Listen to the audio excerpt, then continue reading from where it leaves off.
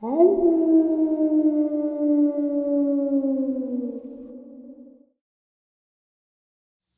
greetings and salutations, everyone. I do hope everyone is still doing well, and welcome to today's second half. Before we jump into it, a couple quick links. As many of you know, I rely on Patreon, PayPal, channel membership, and the merch to help the channel to continue to grow and go. Links to Patreon, PayPal, and channel membership is in the description below. Merch displayed directly under the video. Also, Dogman, Frightening Encounters, Volume 1 through 3, the audiobook versions. They were written and researched by Tom Lyons, narrated and produced by me, Jeff Nadolny. Those audiobooks are available on Audible, Amazon, and iTunes, links to which are also in the description as well. And finally, last but definitely not least, if you'd really like to help support this channel to continue to grow and go, simply subscribe. It does not cost a cent. Click that like button, takes half a second. If you don't want to miss out on any of the informative uploads that I put out daily, click the bell icon, and folks, please leave a comment and share the video. Why? Well, because all of these things really do help the channel to continue to grow and go. They definitely do matter, and they are appreciated. And with that, I have taken far too much of your time. Let's jump in to tonight's second half, shall we? Today's one and only experience. Just so that you have an idea of my background knowledge and experience, I grew up all over the rural southern United States, from the Appalachian Mountains to the swamps, backwoods, and bayous of the Deep South, where I spent most of my free time deep in the woods up until my early 20s. I spent a lot of my time hiking, camping, hunting, and fishing, and I've always felt at home and at peace miles from nowhere. The more remote, the better. I'm well educated. I have a degree in the field of science, and I've seen a variety of wildlife like coyote, wolves, panther, and bear in the wild. When I was about 17 years old, my family moved to the Florida Panhandle. The woods in that area and around my house went on for many, many miles and are only interrupted by the occasional creek, river, country road, and farm. There really are miles of woods to see and very little traffic out there.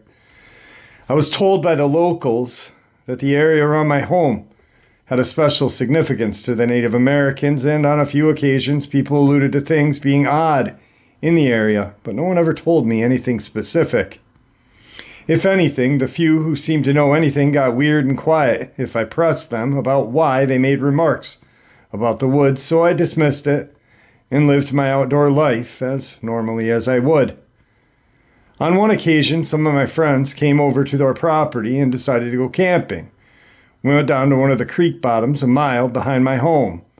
We hung out for a while, but after remembering all of the water moccasins that hung out down there, I decided against camping out there out of concern that I may get bitten by a snake in the dark.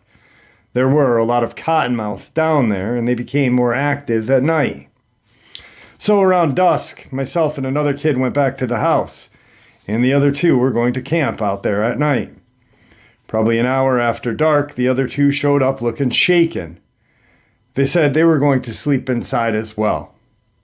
They seemed spooked, but when asked what happened and what was wrong, they got weird and clammed up. The next day, we went back to the creek bottom, goofed around, and did some teenage stuff. One of my friends had brought his rifle, which he seemed eager to try it out. It was one of those old Chinese SKSs. We were messing around the campsite they had abandoned the night before when one of them commented about seeing something that looked like an invisible thing from the movie The Predator. I thought they were being silly, but they were insistent. So we looked around and saw nothing. A little while later, the friend with the rifle shot up into the trees, which was immediately followed by a huge splash in the creek. When I looked at the creek, I saw large waves from the impact, like something had been thrown really large with a lot of force. For a fraction of a second, I thought I saw something brown and blurry in the creek, but before my eyes could even focus on it, nothing was there to be seen. Yet, there were waves still moving. It was weird. I was surprised. I didn't know that he intended to shoot at anything. and had been looking the other way. My other friends didn't seem to know what had just happened either. We asked him what had just happened, and he said that he had seen a large hairy thing on a large limb of the tree and shot at it. I know that was absolutely irresponsible of him. I asked him what he just shot. Was it a raccoon or something? No, he said. It looked like something out of the zoo, kind of like a big monkey or something, but it had a face, and it was looking at me. I must have hit it because it fell into the creek. All of this happened in less than a minute, and we ran 25 feet over to the creek, where Will had heard the splash. There was still a slight disturbance in the water, but we never saw anything. When I questioned the friend, he reiterated what he had seen, a hairy thing that reminded him of something similar to a baboon looking at him on the top large limb of the tree, but it repeated, it had a face and it was looking at him. He repeated, it had a face and it was looking at him. I asked him, what do you mean it had a face? Like a human face? He said, no, it wasn't a human, but it didn't look like an animal's face either. It looked like nothing I had ever seen before. It didn't even look like a monkey's face. It was different. We searched the banks and looked around, but didn't find anything. We even walked down the creek a good ways to see if he had killed something and maybe it floated away.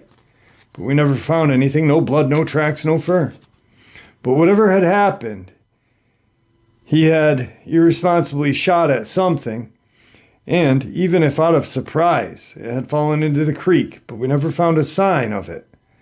It was shortly after this that things started to feel weird, a little eerie, and we called it a day. I never knew what to think of that event, and I think I had written it off as something had either just didn't make any sense, or some kind of crazy, or a very successful prank.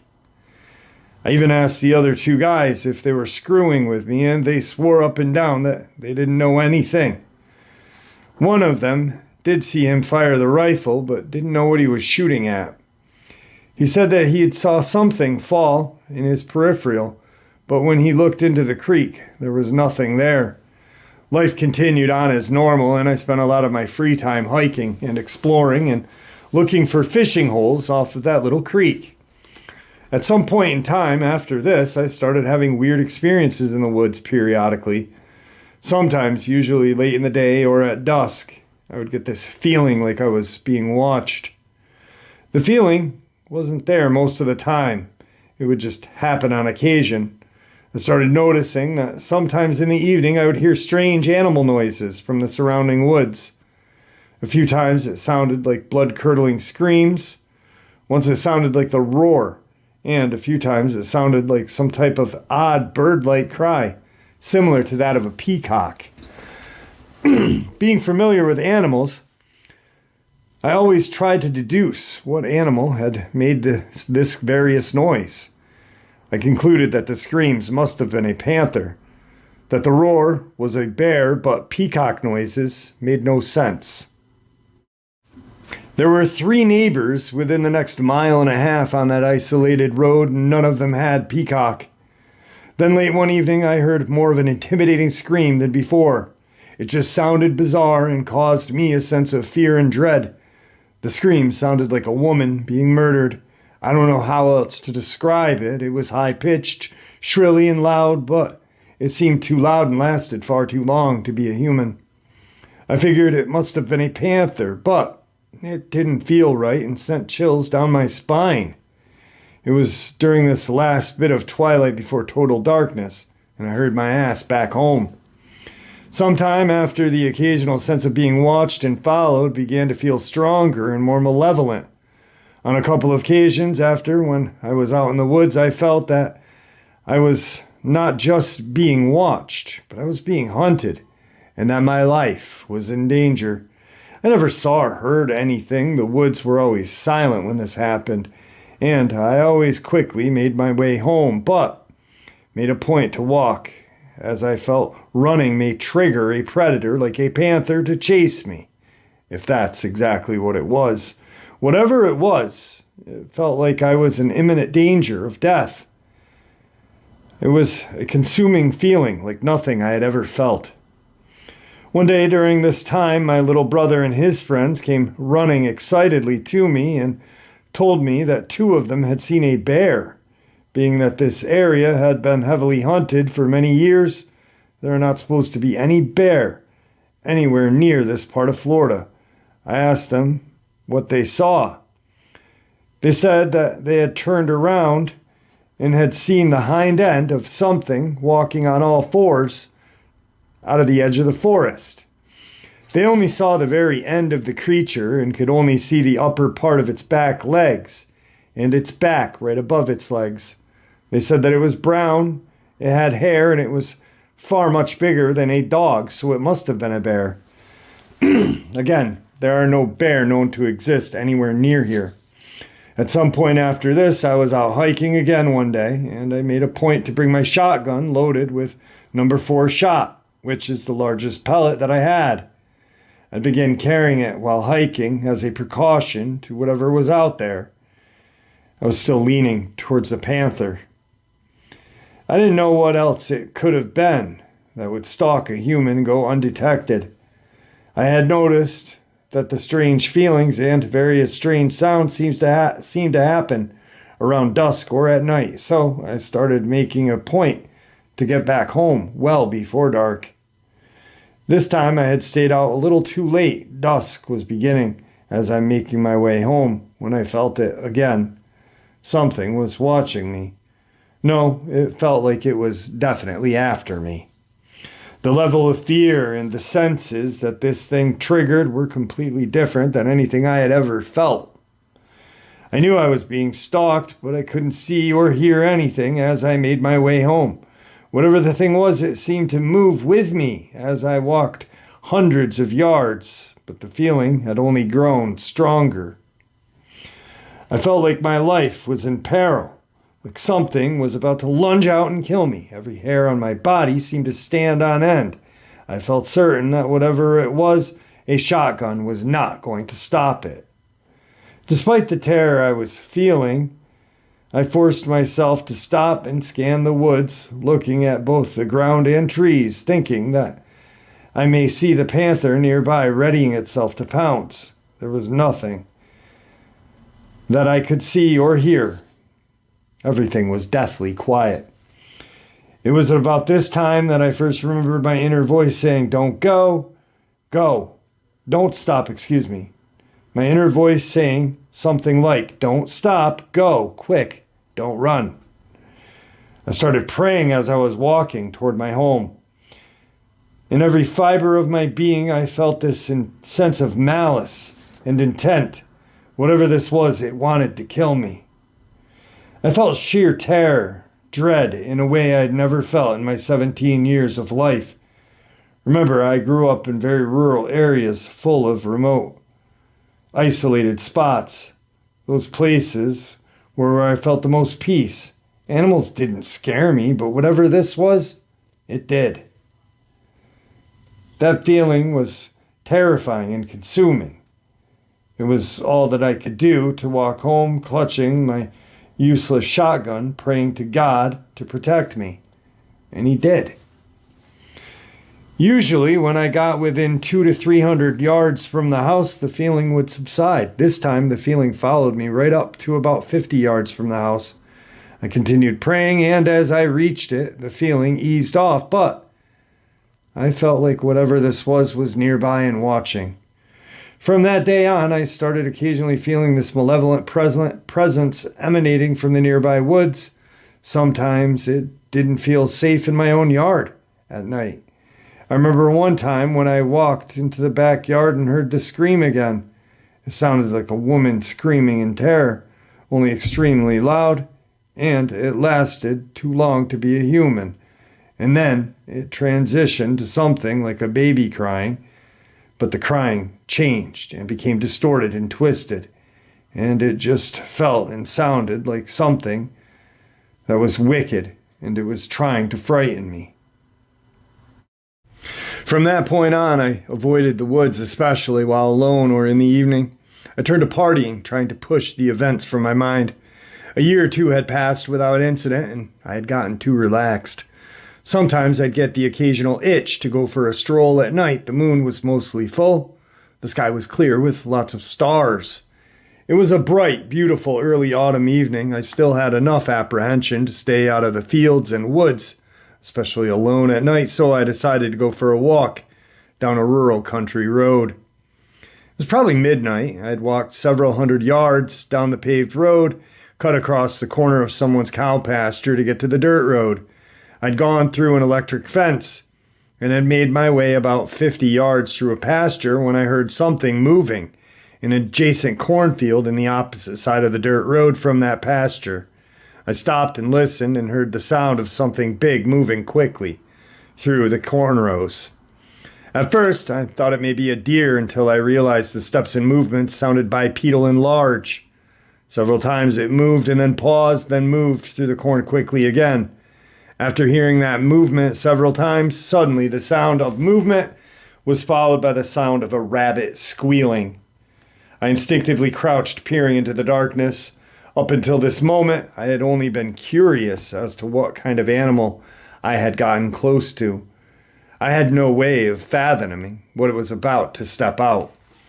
I saw a large bipedal figure walk out of that cornfield. It crossed the dirt road, stepped over the electric fence mid-stride without a pause or effort.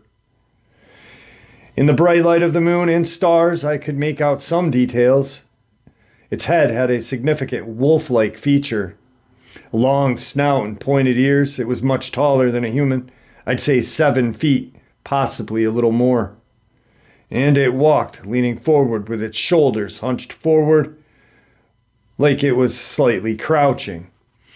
It was covered in fur, but the fur seemed thinner or shorter on much of its torso and arms. I remember noticing that it had very lean and powerful muscular build to this thing. Its arms seemed unusually long and hung low as it moved, and it clutched something in one of its arms. I couldn't make out its color because of the limited light, but it appeared to be very dark. I even noticed a tail or whatever. It had doubled knees. These creatures are often portrayed having. Despite being a semi-bright night, a lot of its body from its waist down was obstructed in shadow. It crouched on the ground, clutching its rabbit in both hands. And I started hearing a wet crunching noise and realized that it was eating the rabbit. It was squatting low to the ground, holding it in both hands, eating it like you may eat a fried chicken drumstick and thigh with 2 hands. At this point, I guess it couldn't have been more than 40 yards from me. It's hard to remember details you don't think about for many years. I had on camouflage jacket, jeans, and I remember trying to make myself as small as possible, crouching and hoping that it didn't notice me when it paused and sniffed the air as if it had smelled something. Then it raised its head and sniffed the air again. It was at this moment I thought, shit, I hope it's not smelling my scent. At that moment, it looked directly at me and emitted a low guttural growl. I swear its eyes flashed red, something I had never seen an animal do without light reflecting in them. It was less bright than when a light reflected directly into the animal's eyes, but distinct enough I could see the red eyes briefly flicker in the darkness. This didn't appear to be reflected light. It appeared to come from within this creature for a split second and then disappear. Bizarre, I know. Looking directly at me, the creature stood up like it was challenging me and growled this low guttural growl that I heard from 40 yards or less away. At that moment, I felt fear overwhelming me.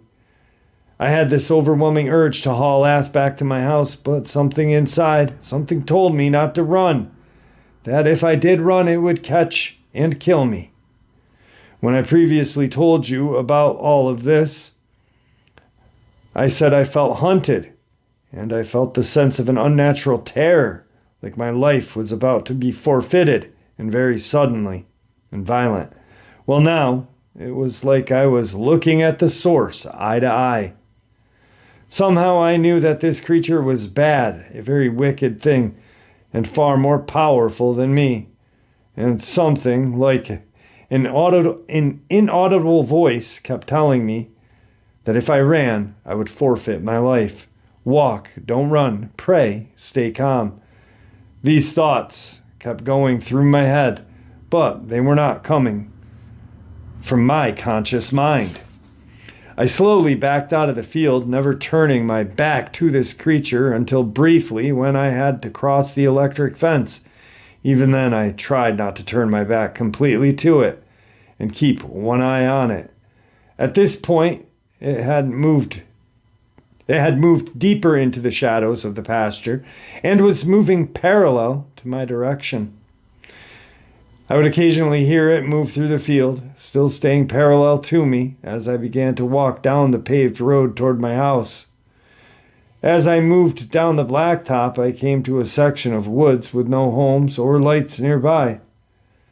I had to walk through at least a few hundred yards of wooded road to get back to my house, and there was only one house on that way.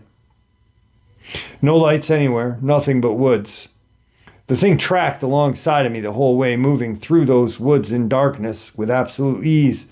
Occasionally I would hear a branch crack or a swish of vegetation, and a few times it stopped to growl that low guttural growl at me. It's odd how I could hear its growl.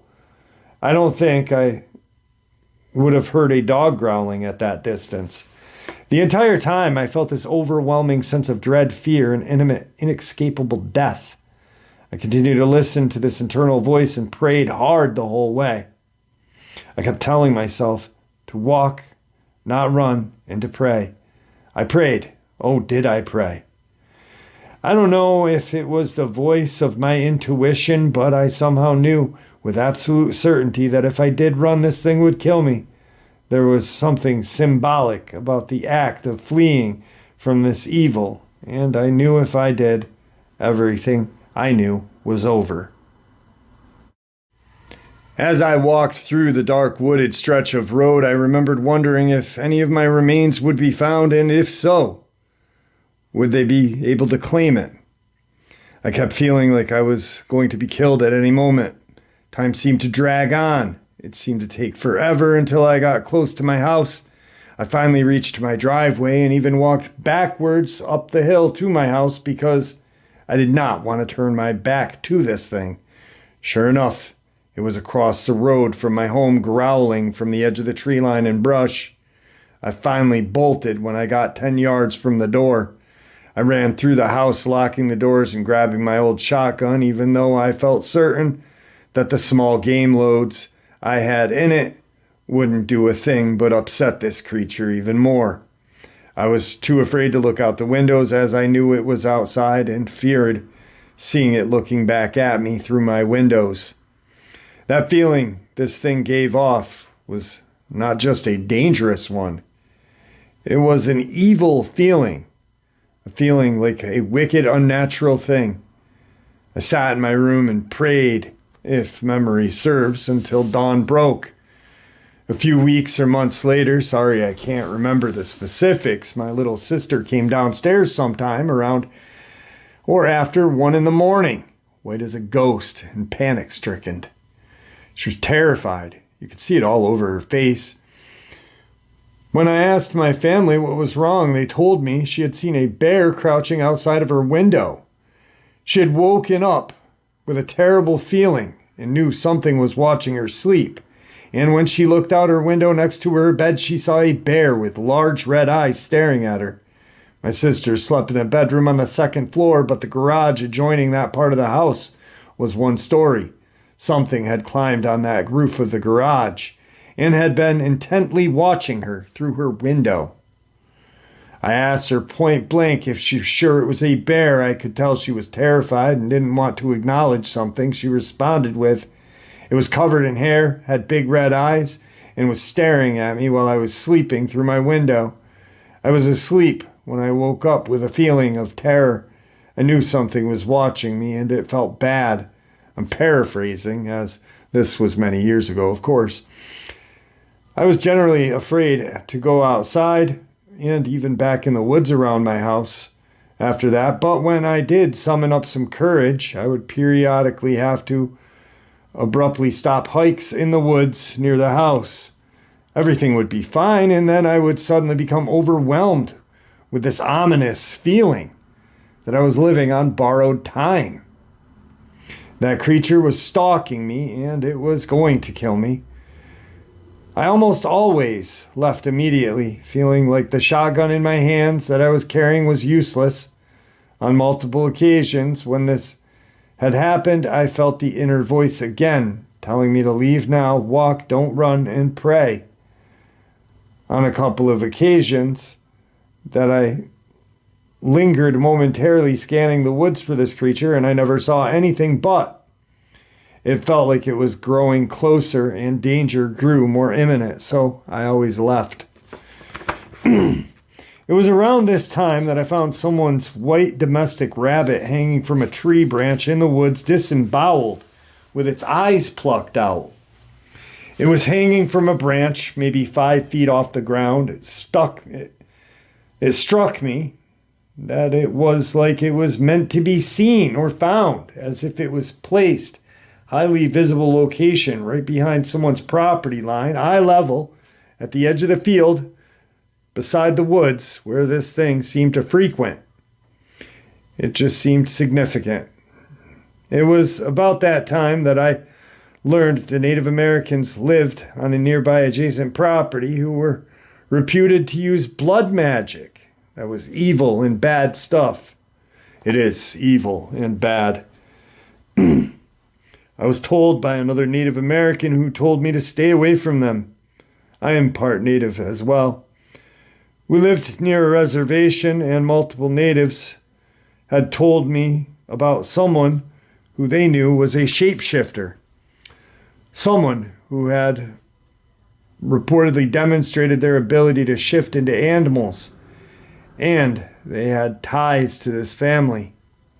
A few times someone told me something like that. They always acted like it was a taboo thing and they shouldn't be speaking about it. I don't know if that's relevant, but it feels like it all may be connected. A couple of years later, a friend of mine came to pick me up and take me to the nearby city. We pulled out of my driveway after midnight, and right down the road from my house we saw a pair of huge wolves standing a few feet from the road, calmly watching us. Even staring at the car from a few feet away as we passed, their presence and behavior seemed and felt very unnatural, and my friend who had grown up here freaked out as well. He was pale, sweaty, and started stuttering, telling me, "Those are wolves. Those are huge." The only wolves in Florida are a few red wolves, which almost always look like large coyotes. They have a reddish-brown coloring and are very small for a wolf. These individuals were silvery gray and black, and I guess they could have weighed somewhere between 180 to 200 pounds. One was smaller than the other, and when I looked at them, I instinctively knew they were a pair, male and female. The red wolves aren't present anywhere near this part of Florida's panhandle, and this was something entirely different. I questioned my uncle, a state biologist and outdoorsman, and he told me there were a few red wolves in Florida. They were nowhere near that size, and there were none around here. Similarly, there were I hate that word. Sorry. There weren't any with red eyes, roof-sitting, window-paring bears in the area, as all of the bears in the area had been hunted out many years ago. I don't know what the true nature of what I experienced was, but it always left me with a sense that it had a very strong supernatural element. Yes, these things had physical forms, but there was something more, something supernatural. My friend knew something, but he was too terrified that all he would tell me is the natives in the area and that part of the woods was special to them, and he always got a terrified look, clam up, and change the subject. He used to have a house in that immediate area and said strange things happened there. Something bad around the house and something in those woods. He said that their house mysteriously burnt down one day while no one was home. They had to rebuild it, and it caught fire and burnt down a second time while no one was home. Whatever happened spooked him so much, they ended up buying a new home many miles away, and he was spooked to even think about it. When locals told me of natives who reportedly were shapeshifters, I began researching and learning that many tribes had beliefs in dark magic that would allow them to transform into something much like a skinwalker. These rituals are always dark rituals that involve blood, sacrifice, and some other dark or evil deeds. After that, I just stayed completely out of the woods around my house and didn't walk further than the barn behind the house at night. There will still be several incidents, more loud, piercing screams at night. Once or twice I heard a baby crying out in the woods during the middle of the night, as I thought to myself, that is no baby. Something's trying to lure me out there and mess with me. The sound changed from the very distinct sound of a baby into something wicked and unnatural, almost like an evil, twisted mockery of the sound of a baby crying. I felt that there was literally trying to mess with me, trying to instill terror, and let me know that it was there. One time, I had to talk to my brother and a friend out of going into the woods to look for the baby, and again, as soon as everyone agreed that there could possibly not be a baby crying that loudly in the woods in the middle of the night, the sound changed into something wicked which would curdle your blood. There was also another occasion where we heard puppies crying out from a ditch at the edge of the woods in the middle of the night.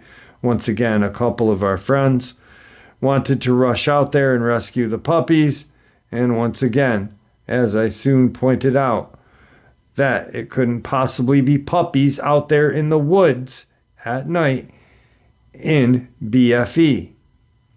The sound changed, and it was always wicked and terrifying. Almost like some evil thing was trying to recreate the most disturbing sounds it could. Shortly after this, I moved away and rarely visit that home, and all of my encounters of this nature ended when I left. Years later, that house was sold. Well, that was his experiences with what he believes is a dogman.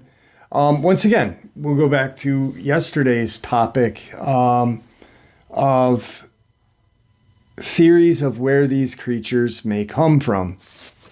And demonic / religion, portal may be here for centuries. You know, there's supposed historic documentation of them going hand in hand with humans over the land bridge between Alaska and Russia. And transformation, you know. And I like how he worded that, much like skinwalkers, because obviously skinwalkers is the name for the Navajo. Navajo black witches, dark witches that practice black magic. Shapeshifters, all Native Americans have their own version of the skinwalker, but they're not skinwalkers. You know what I mean? It's a phrase frequently thrown out to, I guess, just encompassing all shape-shifting creatures, which is not true. It's, in my eyes, kind of disrespectful to the Navajo. You know, the Ojibwe have the bear walker, and I've talked about that thesis that I read about that. It was an amazing, it was an amazing 6-hour read, but it was really cool. So maybe that could be another theory or reason, or well, not reason.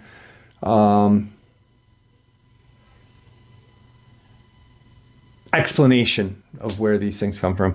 Anyway, there's more to this, but not encounter. This is very interesting, and I like that he attached this. There are a lot of thoughts and beliefs that I have about these dogmen that I think need to be shared. You should not seek these things out, in my opinion. These are wicked creatures beyond most people's ability to handle. Number 2, I believe these creatures would love to kill us, if not eat us, but generally prevents them, or at least makes that difficult. If not eat us, but something generally prevents them. Sorry. I believe these creatures would love to kill us, if not eat us, but something generally prevents them, or at least makes that difficult.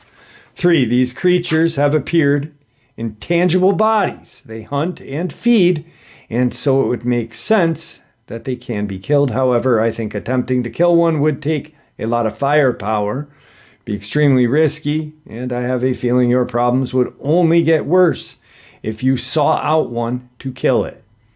Number 4, they would seem to have the ability to hide themselves from us exceedingly well. I've said that many times. Everything this guy's saying, we say on a daily basis on this channel. I say it when I go out in the woods.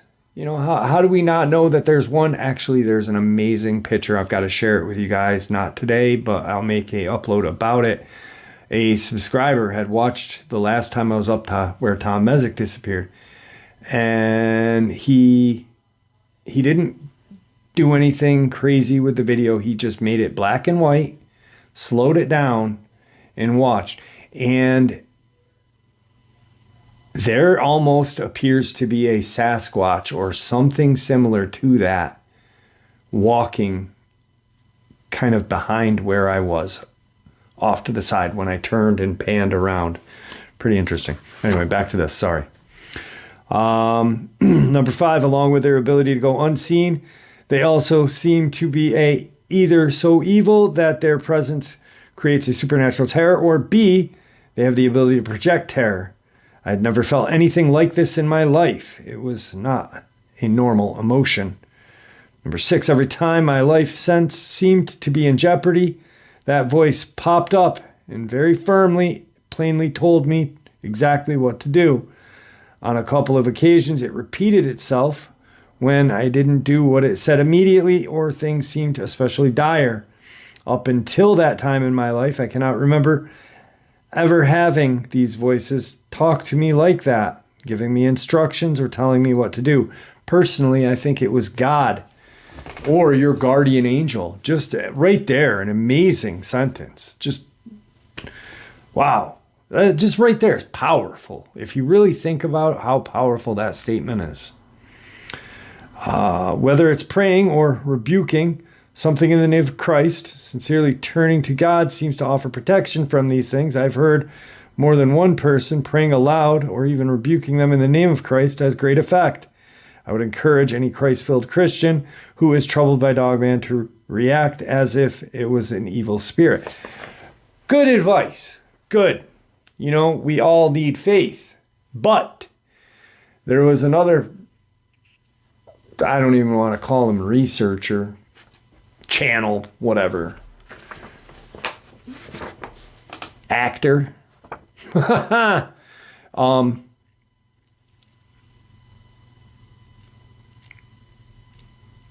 Yeah, not a researcher, because what I do and what a lot of other people do is research. What this person does is just almost like voice acting and, using the subs to make himself appear more knowledgeable. Almost like a disc jockey, like a Howard Stern or whatever, just like a radio person. But them saying you don't need a firearm or any kind of protection. All you need is the word of God. Brother and sister, It's always nice to have the good Lord on your side. But you can't always rely on that when something's charging at you. You know, let's just say you can rebuke them in the name of God, Christ, whatever. But what happens if that thing disappears, but then a bear comes out? Or what happens if that rebuking doesn't work? It's always good to have both. Don't pretend to know I don't pretend to know the origin and nature of all of these creatures, but it should be remembered that there are a lot of occult practices that involve summoning them or transforming into something similar. There have also been sightings in areas where there is known dark occult activity. Skinwalkers out west, Beast of Bray Road, the one associated with the Bell Witch, or the one I encountered. They seem to have some type of tie to dark occult magic and or graveyards. There are rules for the demonic. If these things do have a connection to the demonic, then they need some type of foothold or permission to harm someone or their possessions without suffering repercussions.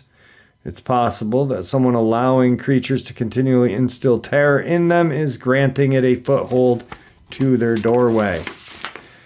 Penn, this creature and many others reported seem to have the desire to instill terror. In many other accounts, the more terrorized the person, the more behavior escalates. 11. These creatures go to greater pains to remain unseen, especially during the day. It seems like being seen somehow makes them vulnerable. I don't fully understand, but I think it's worth looking into. And last of all, there are recorded accounts of these creatures and other man-beasts stretching from police reports of today to accounts going thousands of years spanning the globe. To assume all of these people, including law enforcement, are making something up or mistaking dogs and bears for something else is ignorant and willful ignorant. Or is arrogance and willful ignorance, excuse me. Great. I mean, just this guy really knows, you know, he's really thought this out. 90% of people in the West live in populated areas, even those who do not live close to populated areas. Sure, maybe you went to a state or national park, but that's not like living in a remote BFE and spending all of your time outside farming, logging, hunting like some people do. A lot of people who do live like this have seen things but don't want to talk about them. Generally, either they are too scared or don't want the negative attention or judgment that it will bring. I hope that when someone tries to say people are mistaking bears, wolves, and coyotes for dogmen, they realize insinuating that would be ignorant. Thousands and thousands of reports spanning the globe for thousands of years. The purpose that is to assume someone who didn't witness the event has a superior understanding to all of those who witnessed the events. Last, I don't know, but I wonder if some people confuse Dogman with Bigfoot. A lot of the time, the described behavior will sound like the atypical behavior of Dogman, climbing on roofs, stalking humans, twisted mimicking cries of people and animals, generally trying to terrorize people, if not actually harm someone. Most of the Bigfoot encounters I've heard of where they have actually seen the head of the creature know it's a Bigfoot. The Bigfoot just wants to be left alone. Scare the person away, and at worst, maybe eat your pig. There are exceptions, of course, and I like that he put that. I really do, because they do. You know, I think any creature wants to be left alone.